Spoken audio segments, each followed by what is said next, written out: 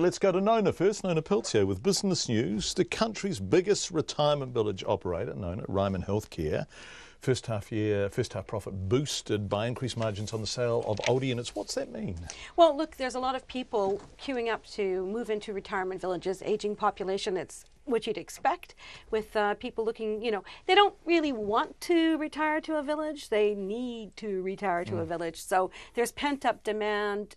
So Ryman is selling those units, as many as they can get onto the market at a better price than they got before. And of course, the company, which is the largest retirement village operator, is making quite a lot on that turnover, and so good for the company.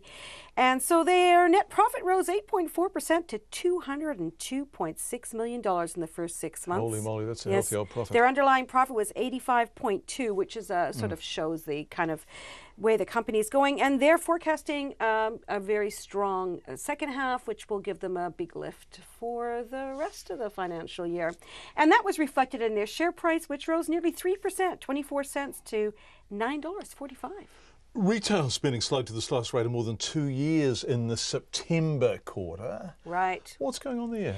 Well, it's a wet winter. We've heard that before with people saying that wet winter made things a bit sluggish. And also the house market, a little uncertainty there.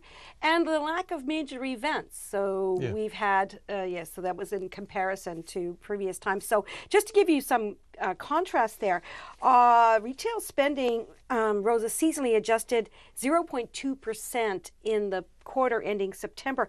The quarter before was 1.8%, so that's a big difference. Yeah, it is. And economists are saying, well, that's probably going to be reflected on our economic growth because retail spending, consumer spending, makes up about 2/3 of our economic profile overall. So yeah, we can expect to see that happening. And actually, those companies that are exposed to retail, the Warehouse, Kathmandu, Cavalier, Trilogy, Moa, and even Briscoe Group were affected by that, with the Warehouse share price falling 4%. The NZX Top 50 Index fell 3 points overall. That was partly boosted by Ryman to 8,102.